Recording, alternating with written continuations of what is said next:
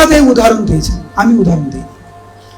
প্রভুপাদ বলছেন যে একজন ব্যক্তি হসপিটালে শুয়ে আছে, তার অ্যাক্সিডেন্ট হয়েছে, হাত পা সব ব্যান্ডেজ, মাথা ব্যান্ডেজ, সব ব্যান্ডেজ, কথা বলতে পারছে না, খুব অল্প অল্প কথা বলে হাসপাতালে শুয়ে আছে।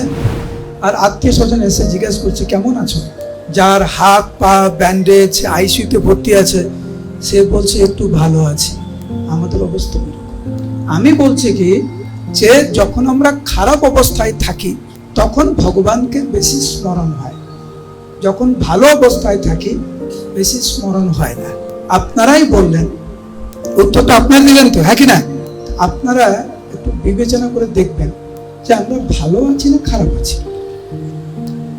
আমাদের চেতনাটা কতটা অধঃপতিত যে আমরা যে খারাপ আছি ওটাও বলতে পারি না।